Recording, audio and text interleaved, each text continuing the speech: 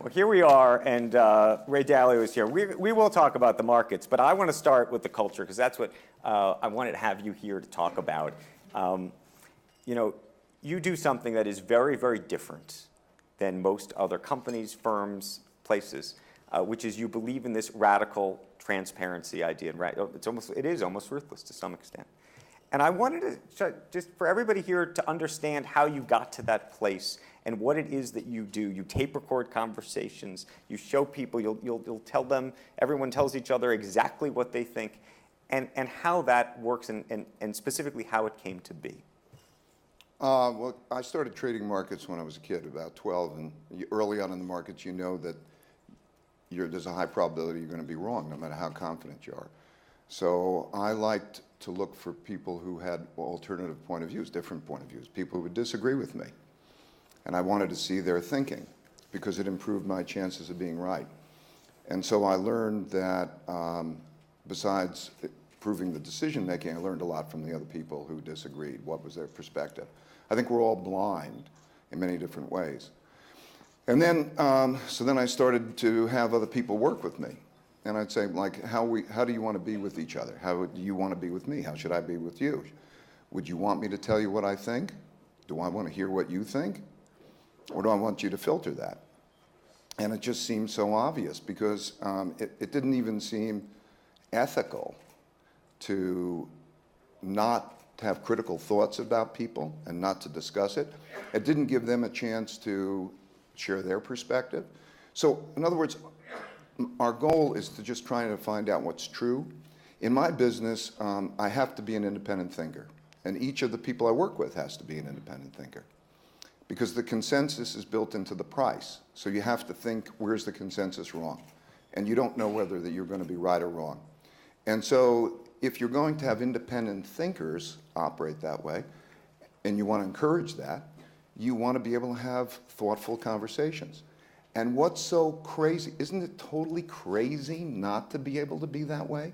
To be in an organization in which, let me ask you a question, would you rather know what people are thinking, or would you rather not know what they're thinking?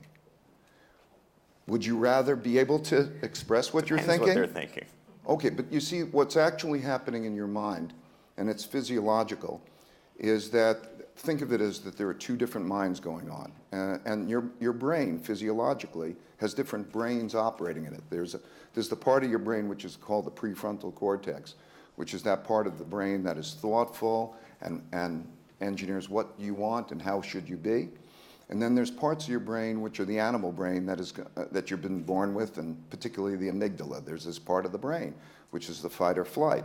And so when you answer the question, you're largely answering the question as though it's you in aggregate. But if you really start to think about it, and I say, what do you want? Your higher level brain would say, I would like to find out what you think. I'd like to find out I'd like to be able to express what I think. And I'd like to be able to have a thoughtful examination of whether it's true or not. Because logically, that's the smart thing to do. So intellectually, everybody gets it. The only emotional reactions that they have is that other part of the brain that makes it uncomfortable. And I think our society has reinforced that so much. And that's why you have such inefficient decision making, incredibly, like all the different people who think that something is wrong. And what do? They can't express it, they can't talk about it, they can't examine it. So you have very inefficient decision making and lack of honesty, office politics. So what we have is transparency. So yes, everything is taped so that everybody can hear every conversation. The only conversations that we don't have taped are those that might, if we have a proprietary trade or if we're having some personal issue that is not related to the business, a health issue, and so on, we don't tape that. But every tape of everybody's conversations are taped and everybody can listen to. Now that's very shocking, but it means that everybody doesn't have spin. There's no spin. You could form your own opinions. It builds trust. It's fantastic. How often do you feel uncomfortable on any given day? I'm made comfortable by it. What makes me uncomfortable is when we don't know such things. And we describe the process, most people are like this. There's about an 18-month adjustment process, which you would call sort of getting to the other side, in which there's when you come to your firm. When you come to the firm, people, before they come to the firm, they intellectually say, yes, that's right. I would like to know what my strengths and weaknesses are. I want to be able to speak up about anything if I don't think it's right. I want to be able to make sense of anything. I want to have that total freedom. So they want it intellectually, and we show them the tapes of what it's like, because we got a lot of tapes to show. So we show them the tapes of what it's like, and they say, yeah, I want that. But they're not used to it yet. So much of what we do is habit. Habit comes from a part of the brain, basal ganglia. There's this habit, and you have to get used to it. And it takes about an 18-month period on average to go through a process that we are being able to operate that way. But it's a culture that operates that way, and so it's self-reinforcing. It becomes like mistakes. Mistakes are good things. Mistakes are good things, meaning if they're made in learning. In other words, so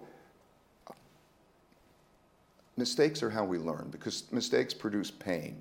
And if you produce that and you convert that to learning, like, for example, punishing people for mistakes is bad because they hide things. Where if you were to say to your kid who makes a mistake, the only thing you have to do is tell me what would you have done different in the future, and then we'll be good. That makes that a learning process. Or weaknesses. Everybody has has a number of weaknesses. The great people that I've seen in almost any area always have weaknesses.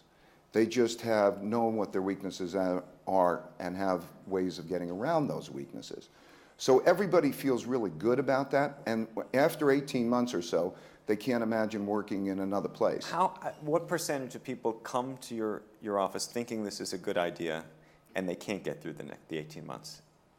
About 35% of them don't get through the 18 months for one reason or another. I mean, it's either the cultural thing. Everybody has a challenge during that period. And their two brains wrestle with each other. When I mean that, their upper level brain always is saying, okay, this process is good and it's healthy and so on. And the lower level them says, it's difficult. And they wrestle, and that wrestling match, so about 35% are gone in the first 18 months or so. But 50% of the population who worked there 10 years ago still works there and wouldn't work anywhere else, because they can't imagine going into an organization in which there's not that transparency. How frequently do you listen to the how often do you actually go back to these tapes? People freely go back to the tapes all the time. They go back to the tapes and it's so that they can hear to hold you accountable, to say, we were at a meeting two weeks ago, you said X, now you're saying Y, let me show you what you said. I mean, is it like a video replay? Well, it's mostly also to get exposure to what's going on. So, for example, because there's no spin in the company, I mean, can you imagine what we're talking about, General Motors? Can you imagine, wouldn't you love to see those tapes?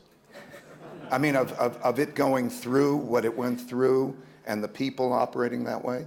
Okay, so now you're a General Motors employee going through that, and you could see all of that. And then there's open discussion about all of that. Okay, so it's definitely different, but it means that there's no spin and you can't hold them. So people look at it to try to say what's really going on, either for the company as a whole or for them as individuals, because like if they're talked about, they'd like to know what so there's you can't talk behind anybody's back. So for example, they either are called up and put into the meeting or that they see the tape. So if I was talking, usual company, two bosses sit down and they say, I think Bob is doing a pretty lousy job, and then they call him in and they say, hey, Bob, and he comes in, and then they give him some kind of spin thing, and then he goes out, and they don't have a quality conversation. Well, here you get to see that stuff. So you know that there's real honesty. There's one sentence that I try to describe Bridgewater by, and it's meaningful work and meaningful relationships. This is what I want: meaningful work and meaningful relationships through radical truth and radical transparency. So meaningful work means like we're in a mission together, we're excited about what we do, we want to do it excellently, that's meaningful work.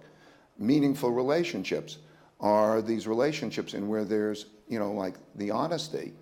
helps you. You can argue things through, but you always know that there's honesty and that there's mutual caring for each other.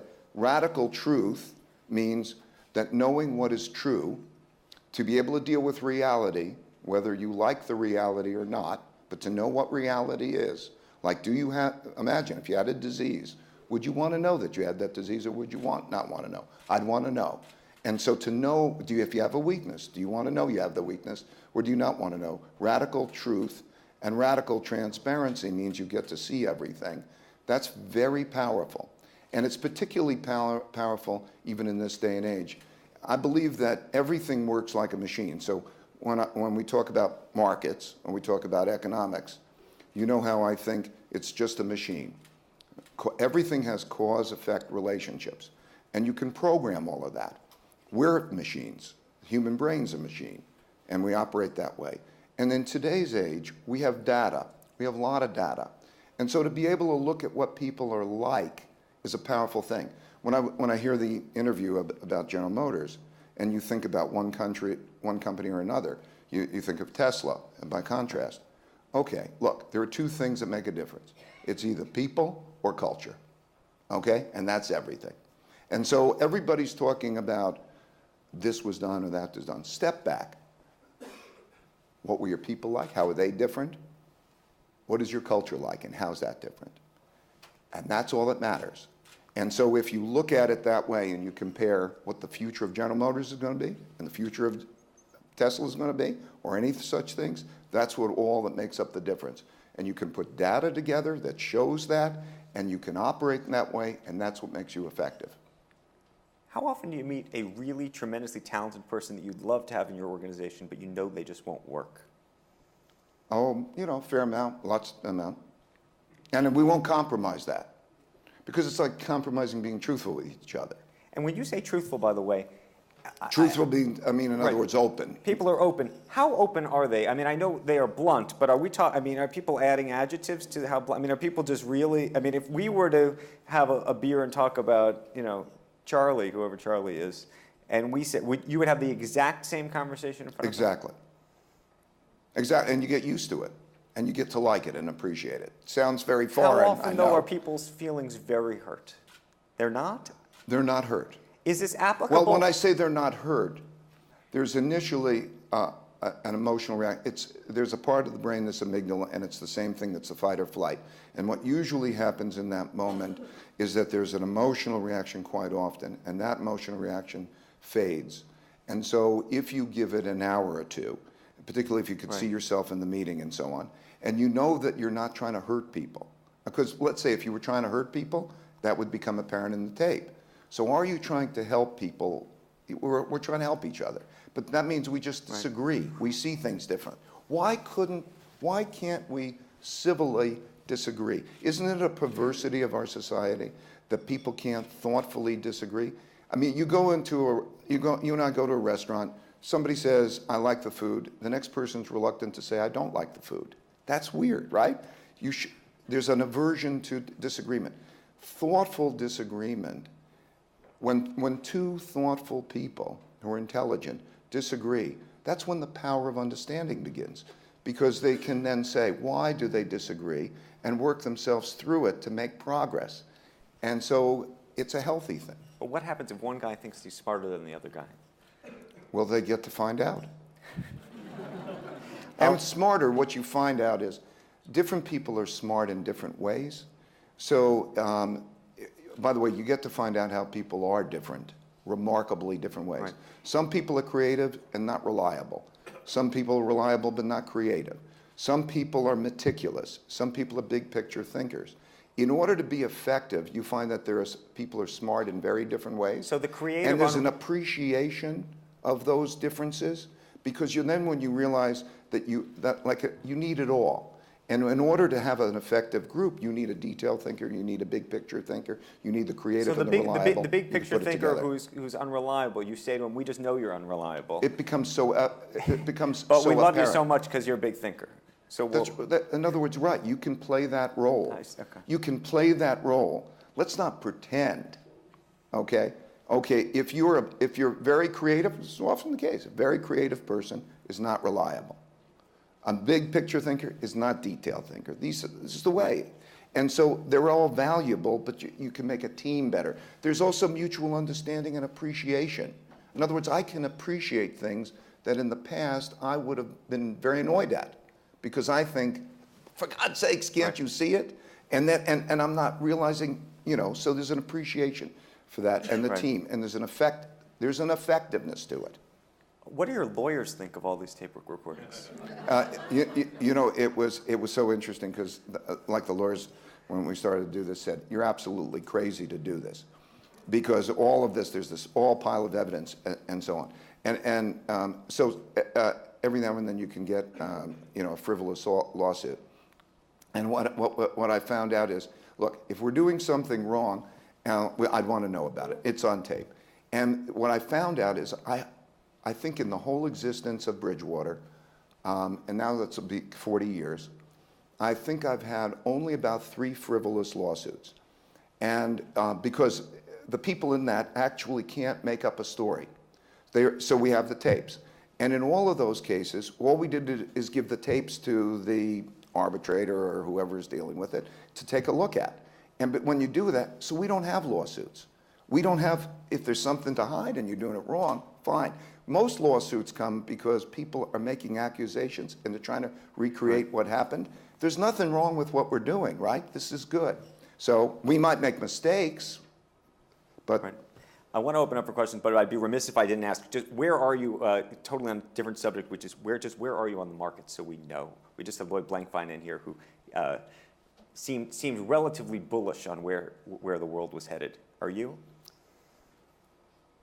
Again, I want to just take a minute on the machine that gets me to where I am, okay?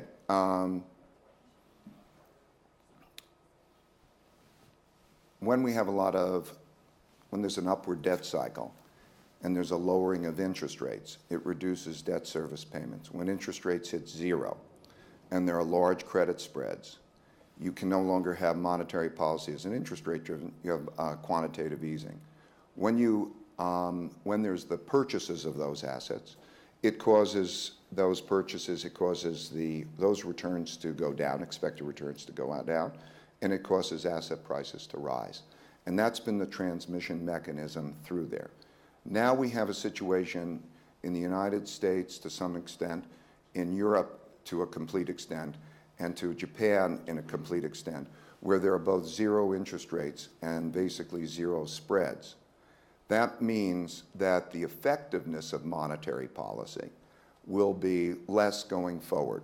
We're in a mid part of a cycle, and this is an easy part, good part of the cycle. As time progresses, let's say in a year or two, whenever there might be a need for easing of monetary policy, we're going to be in a situation in which the effective ability to ease is very limited. And that'll be at the same time, that's at the same time as asset prices will be comparatively high because of the fact of pushing them up and the spreads down. So it's now, I think it's a good environment. We are long equities and we are holding those positions, and it's a relatively good time. What I worry about is if we were to take it a year or two in the future, what the effectiveness of monetary policy will be, particularly in a deflationary environment. And when I say deflationary environment, we have been in a secular declining inflation, declining interest rate move. Since 1980, every cyclical peak and every cyclical trough in interest rates has been lower than the one before it until we hit 0 interest rates.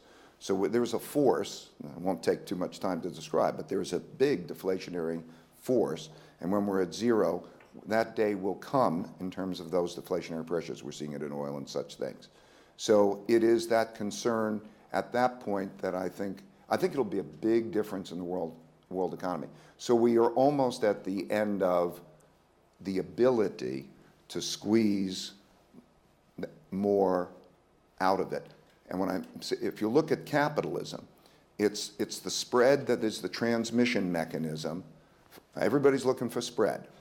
And it's that spread that is the transition mechanism that makes lending and that go through. And then there's lowering interest rates and lowers debt service payments. That dynamic, which capitalism is based on, is going to become decreasingly effective in the not immediate but longer term future. I could talk to you forever. Let's open it up though, just so we get a couple questions for Ray. If you have a hand, please throw your hand up. I see the professor has another, but we have a question back there. Yeah. Just how do you manage all these tapes and recordings, and you must have a job devoted to just managing this? Well, we make them we have systems, you know, how you push the buttons and so on, but we make them available for everybody in kind of a library, so it depends what ones you want to go get, and then we tag them whenever anybody's discussed so that the person will know. We are now, the next technology, which hasn't yet been introduced but will be in the next next few months, is to be able to push each point on the tape so that you can know what is at that point in the tape that becomes relevant and it becomes indexed. Yeah. I've watched how the economic machine works on YouTube. I've watched your YouTube video, how the economic machine works, and I think it's fabulous. What can we do for, you know, school-age children to enhance their understanding of the economic machine, as you put it?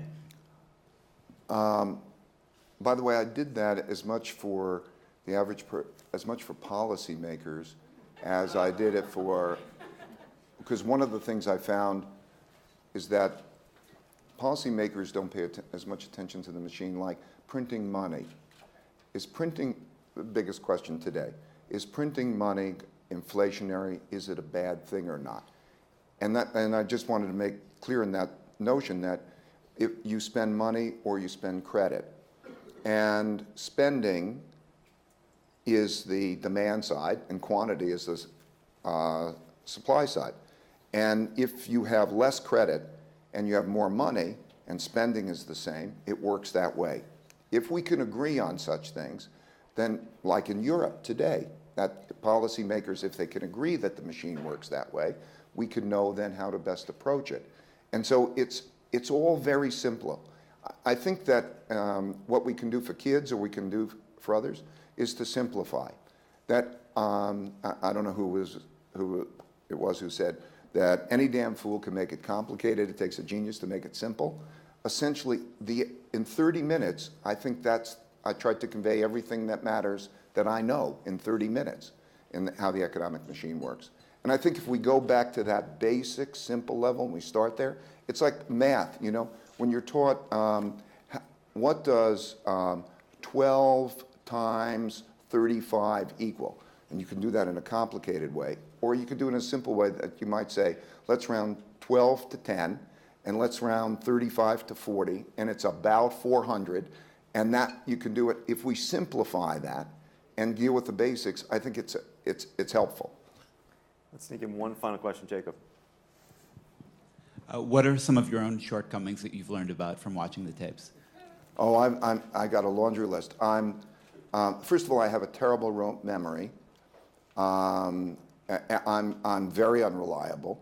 I'm incredibly forgetful. I need people around who will take care of a lot of things that for me. In other words, I need handlers. And people who are meticulous and organized. And those are my, you know, those would be the major. I miss, by the way, I mean, like at any time, I believe that I'm missing a lot. Like I look at, there's so many things that I'm not seeing. The one thing that's good about that is that I know that I'm not seeing them. And so that's why I keep going to other people who I find see differently. And that's my biggest advantage. My biggest advantage is not what I know. What I know is a small percentage of what I need to know. My biggest advantage is that I know that I don't know a lot, and I'm worried about not knowing, and that I know how to speak to people who might know a lot, and then have that process, and then through that I learn a lot, and I minimize my chances of harming myself because I don't know. You are reliable for a very great conversation. Thank you, Dalio. Thank you. Thank you, everybody.